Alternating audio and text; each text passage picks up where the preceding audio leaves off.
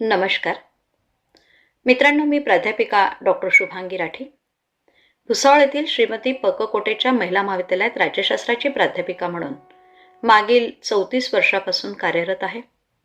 सध्या होत असलेल्या परीक्षेच्या संदर्भात तृतीय वर्षासाठीचा जो जनरलचा पेपर आहे, ज्याच्यामध्ये आपण वेगवेगळ्या भारतीय विचारवंतांचा अभ्यास करत आहोत.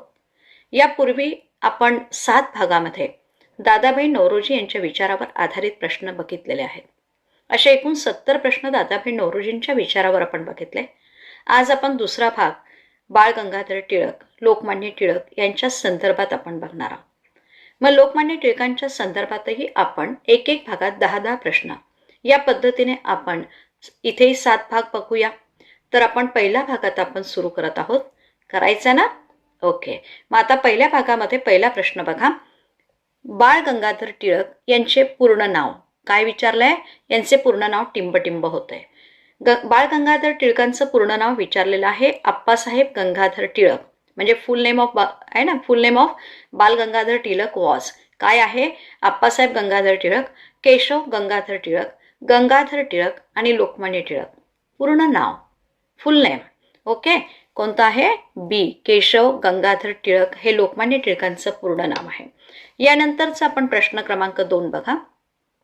बाळ गंगाधर टिळकांचा जन्म टिंबटिंब रोजी झाला. कोणत्या रोजी झाला आहे ना? तो दिवस ते वर्ष तर तुम्हाला लक्षात ठेवायचं आहे. म्हणजे बाल गंगाधर टिळक बॉर्न ऑन कोणत्या दिवशी जन्मलंय? 23 जुलै 1866, 23 जुलै 1856, 23 जुलै 1876, 23 जुलै 1846. याच्या 4 पैकी पर्याय तुम्हाला निवडायचं आहे. सारखं दिसतंय ना? ओके. पण इथे 23 जुलै 1856 रोजी आहे ना टिळक जन्मले चिखलदऱ्यात. ओके. यानंतर प्रश्न क्रमांक 3 बघा.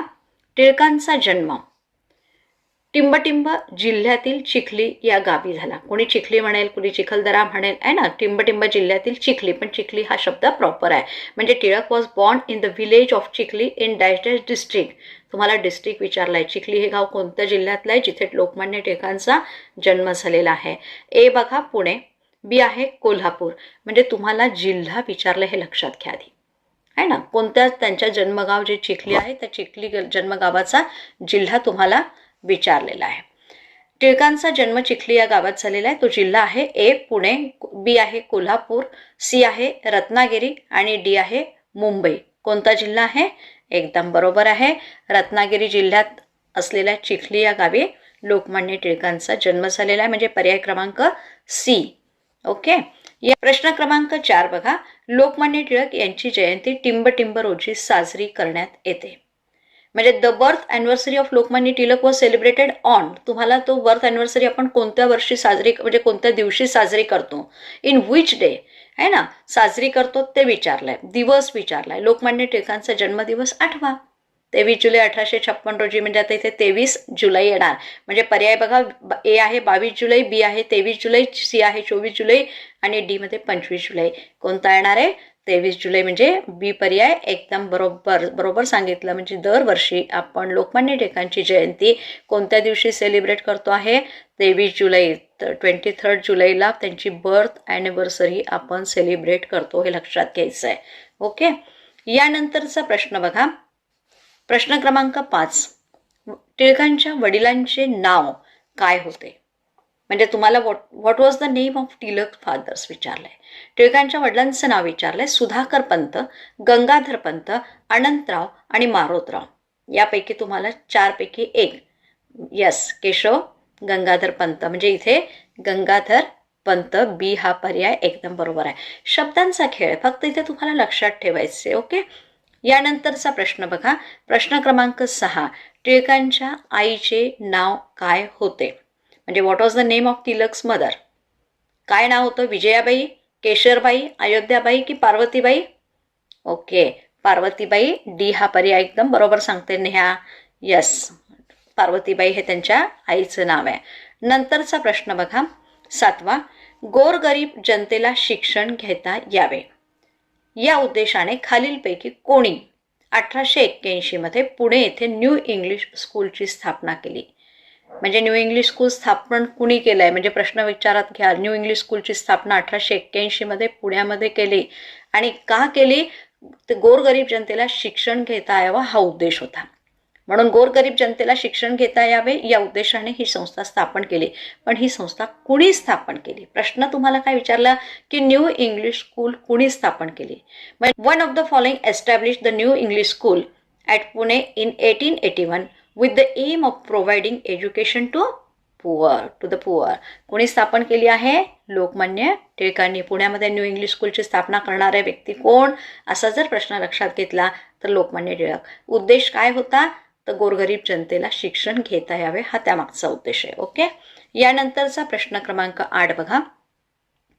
खालीलपैकी कोणत्या महाविद्यालयातील मित्रांसमवेत टिळकांनी डेक्कन एज्युकेशन सोसायटीची स्थापना केली? आज आपण पाहतो पुण्यामध्ये डेक्कन नावाचा भाग आहे, डेक्कन एज्युकेशन सोसायटी आहे. ही सोसायटी स्थापन केलेली आहे. कुणी? टिळकांनी. पण टिळकांनी एकट्यांनी केली का? नाही. तर कोणत्या महाविद्यालयातील त्यांच्या मित्रांच्या समवेत आहे ना, म्हणजे बघा महाविद्यालयाचे मित्र सगळे एकत्र आले आणि त्यांनी डेक्कन एज्युकेशन सोसायटीची स्थापना केली. मग ते मित्र कोण होते? त्या मित्रांची नावं तुम्हाला विचारली. एक महादेव बल्लाळ नामजोशी, गोपाळ गणेश आगरकर, विष्णू शास्त्री चिपळूणकर आणि वरील सर्व. लक्षात घ्या, इथे तुम्हाला पर्याय दिले. याच्यातनं टिळकांच्या समवेत कुणी स्थापन केली आहे? ओके, सगळे होते, बरोबर आहे, कारण हे सगळे त्यांचे महाविद्यालयातले मित्र होते. महादेव नामजोशी होते, गोपाल आगरकर होते, विष्णू शास्त्री चिपळूणकर होते. ह्या सगळ्यांनी एकत्र येऊन टिळकांच्या सोबत एकत्र येऊन काय केलं? त्यांनी डेक्कन एज्युकेशन सोसायटी स्थापन केली. म्हणजे Tilak along with his friends from which of the following college founded the Deccan education society? तर इथे ऑल वरील सर्व हा पर्याय एकदम बरोबर आहे. धनश्री डी हा पर्याय एकदम बरोबर आहे. चला प्रश्न क्रमांक 9 घ्या. कोणी टिळकांना आहे ना, लोकमान्य टिळकांना लोकमान्य आपण म्हणतो, तर कोणी टिळकांना लोकमान्य ही पदवी बहाल केलेली आहे? म्हणजे someone conferred the title of Lokmanya on Tilak. कोणी दिला हे लोकमान्य हे पद त्यांना? ही पदवी कुणी बहाल केली आहे? जसं आपण दादाभाई नौरोजींना पितामह बघितलं, ही पदवी दिली आहे, तसं इथे ह्या लोकमान्य टिळकांना पदवी कुणी दिली? म्हणजे पीस ऑफ आहे ना, तर त्यांना वेगळ्या पदव्या आहे. तर इथे आपण लोकमान्य टिळक म्हणतो, तर लोकमान्य ही पदवी लोकमान्य टिळकांना कोणी दिली? ए, ब्रिटिश जनतेने, म्हणजे by the British people, by the British Indian people म्हणजे भारतीय जनतेने, by the British government British शासनाने, की ब्रिटिश संसदेने म्हणजे ब्रिटिश पार्लमेंटने? कोणी दिली माहिती आहे? यस, आपल्या भारतीय जनतेने दिलेली ही पदवी आहे. लोकमान्य हा पब्लिक अवॉर्ड आहे आणि हा पब्लिक अवॉर्ड सगळ्यात मोठा असतो बरं. ओके. यानंतरचा प्रश्न क्रमांक शेवटचा आजच्या भागातला बघा. भारतीय असंतोषाचे जनक, याला इन्व्हर्टेड कॉमा करते, याला नेहमी आपल्याला स्पेशल प्रश्न सुद्धा येतो. भारतीय असंतोषाचे जनक या शब्दात टिंबटिंब यांनी त्यांचे वर्णन केले. कुणी वर्णन केलेलं आहे ना? कोणाचं वर्णन आहे? दादाभाई नौरोजींचं की लोकमान्य टिळकांचं? इथे लोकमान्य टिळकांचं वर्णन हे वाक्य राहिलं इथे. म्हणजे लोकमान्य टिळकांचं वर्णन भारतीय असंतोषाचे जनक असं करण्यात आलेलं आहे ना. तर मग लोकमान्य टिळकांना भारतीय असंतोषाचे जनक असं का म्हणतात?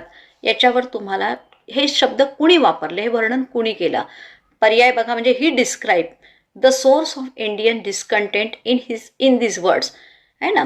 आता हे कोणी वर्णन केलेलं आहे? सर व्हॅलेंटाईन चिरोल आहे ना, व्हॅलेंटाईन पाहिजे होतं, गोपाळ कृष्ण गोखले, बिपिन चंद्रपाल आणि लाला लजपत राय. या चारपैकी कुणी म्हटलंय की लोकमान्य टिळकांना भारतीय संतोषाचे जनक आहे? यस, कोणी? सर व्हॅलेंटाईन चिरोल यांनी म्हटलेलं वाक्य अतिशय महत्त्वाचं आहे. लक्षात ठेवा, कधीही याच्यावर प्रश्न विचारला जाऊ शकतो है ना. तर भारतीय संतोषाचं जनक असं कोणी त्यांचं वर्णन केलं आहे? Sir Valentine Chirol. कोणाचं वर्णन केलेलं आहे? लोकमान्य टिळकांचं. ओके. या ठिकाणी मित्रांनो, आज आपण पहिल्या भागामध्ये 10 प्रश्न लोकमान्य टिळकांच्या जीवन चरित्राच्या संदर्भात अभ्यासलेले आहेत. निश्चितच आपणास लोकमान्य टिळकांचा जीवन परिचय समजून घेण्यासाठी या प्रश्नांच्या माध्यमातून मदत झाली असेल अशी अपेक्षा बाळगते. आपण काही शंका असतील तर कमेंट्स बॉक्सला अवश्य टाका. आपले काही प्रश्न असतील तर तेही टाका.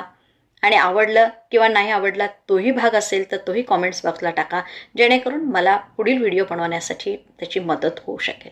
मित्रांनो, व्हिडिओ जर आवडला असेल तर लाईक आणि शेअर करायला विसरू नका. आपल्यासोबत आपल्या मित्रांचाही फायदा करा. आणि जर अद्यापही माझं चॅनल सबस्क्राईब केलं नसेल तर ते करून घ्या, जेणेकरून यापुढे मी जेही व्हिडिओज टाकतील ना त्याचे नोटिफिकेशन्स आपणाला प्राप्त होईल. ओके, थँक्यू, धन्यवाद.